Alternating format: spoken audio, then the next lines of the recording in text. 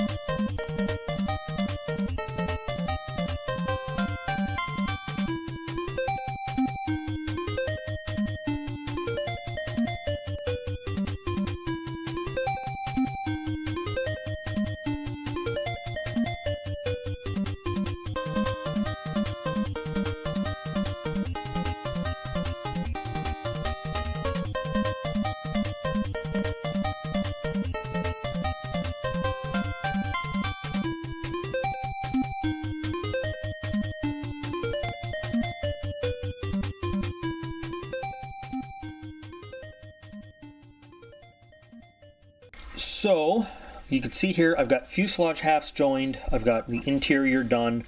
You're not going to see it really great when it's all put together and finished. You're going to see it nicely, but you know, there's some work in there I did that definitely I didn't need to, but you know, do a complete job is what I was thinking. So now I'm on to again, I don't really need to follow instructions on these. I'm not recommending that, but I know what I'm doing on these kits. So now I'm gonna break from the instructions even more anyway. I've found that the instructions tell you that, you know, you should put these wings together, all together, and then glue the entire assembly on to the fuselage. But in my experience, you end up with some gaps when you do that are, let's face it, these wing root gaps are always hard to fill. So what I like to do is I actually very carefully will glue the upper wings to the fuselage, and that will make sure that they have the proper, oh gosh, I always mix up anhedral and dihedral, but the proper slightly up angle that the upper wings should have. And then I will glue the bottom wings to the fuselage, and then I'll start to mate them as they go. Now this can be a procedure gone horribly wrong if you're not careful. Especially using Tamiya quick setting. You have to get things lined up very exactly, and hopefully you don't get like a big glue bead sticking out of that seam or anything like that. But this will save you some very delicate sanding and filling work later on if done right. And you know, that's such a crazy place to have to sand and fill. So I like to do this on a lot of different Mustangs. Some Mustang kits are really well engineered where there's no gap there at all, but a lot of kits, even the good ones, you end up with a weird seam, and just a little bit of work to do for yourself in that area. Now also, for realism's sake, remember you've got a, hold on, let me just hold this in place for a second. You've got a moving surface here. This is the flap. So it would be slightly realistic, and let me just get something to point, to have that not exactly flush and touching the fuselage area there, because that is not attached to the fuselage. That is a movable control surface. So that's okay. That little seam right there, I don't even know if you can see it, that's fine. I'm okay with that. It's this over here that I want to be flush and even with that. And you see how we've got that correct angle up. This takes probably, you know, a few more seconds of fitting and everything than just doing it the old-fashioned way. But in my opinion, you get a much better, what's the word? Much better fit, a much better seat of the wing parts, and a much more, in a much less pain when it comes time to finishing and preparing for painting later on. And if the glue does fill in there like it just did, that's okay. It's just, you know, sometimes they did fit nice and tight. I'm just saying, if you have a little space showing, it's not the end of the world there. It's fine. But now I can run my finger along there, and it is absolutely nice and flush and good to go. With both wing tops now on there nicely, with no gap to have to fill or anything like that, can move on to positioning the bottom. And I like to start right here up front. There usually is going to be a little bit of a gap we have to deal with on this part, unfortunately, but I mean, we've minimized a lot of the gap work that we're going to have to do. So just make sure that's aligned as best we can get it.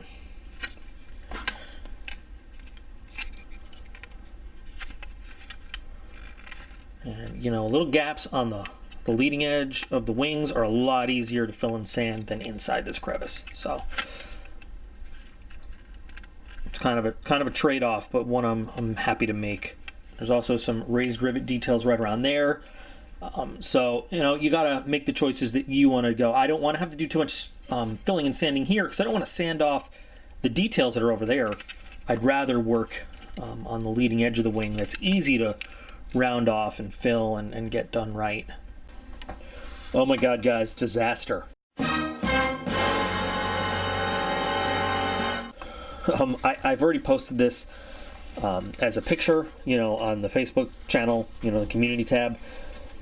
So I decided after the fact that I wanted to add the hard points because originally I wasn't going to do the fuel tanks, and then I decided I was going to do the fuel tanks. So what I've done very often is I have used a flashlight to shine through, and this is, you know, anytime I forget to drill holes or I decide like later on I want to do that, get a flashlight, put it right up against the wing, and, you know, shine through, and then it'll show you, because there's thinner areas where you're supposed to drill, you know, you do it.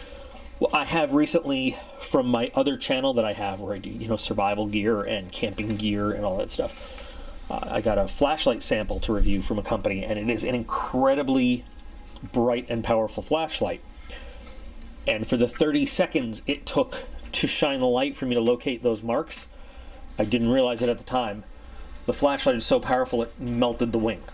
So now you can also see, you know, if you look around, I've done a lot of sanding and filling and added a couple parts, and I basically was all ready for priming, to put, you know, canopies on, priming, painting, and to move on. And then we had this disaster. Now, there are some steps that I could take to fix this, none of which would be easy.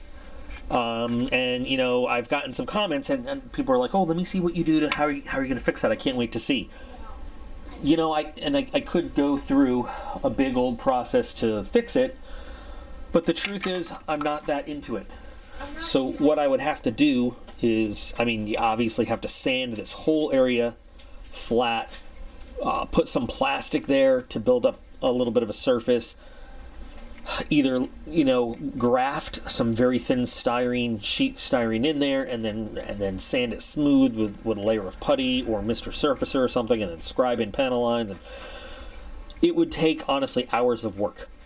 So I bit the bullet on this, since I just did such a stupid thing. And here's my, believe it or not, quicker, easier solution. Got another kit. You'll notice the box is different. So this is one, I mean, same kit. Remember I said that this one was a re-release, a 2002 re-release of the original 94 kit. This is the original 94 kit.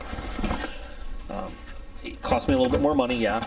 There are some differences in the kit. For example, the instructions. The instructions are quite a bit simpler. Not as detailed at all. So imagine trying to put this one together with, I mean, you see the newer instructions are so much better than these. Decal instructions. All the pieces are exactly the same. Decals are exactly the same. Instead of the really nice fancy artwork, you get the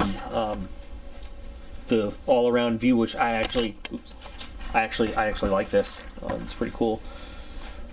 But all the pieces are the same. So what I'm going to do is I'm going to have to cut this guy open. I'm going to remove all the interior pieces that we've already worked on, and I'm going to put them inside here. So all I have to do is basically work on the same basic assembly steps that we've already done. I'll airbrush the interior, you know, graft the interior parts to this one. We'll transplant, we'll get it ready. I'll get it to the same step we're at here, and then we'll talk about where we go from this point. This was just a big old, I had no idea that you know, when you're dealing with a 3600 lumen flashlight, you should realize it's going to put some heat out, but oh well. So let me just work on this real quick, and then we'll get right back to where we're at on this project.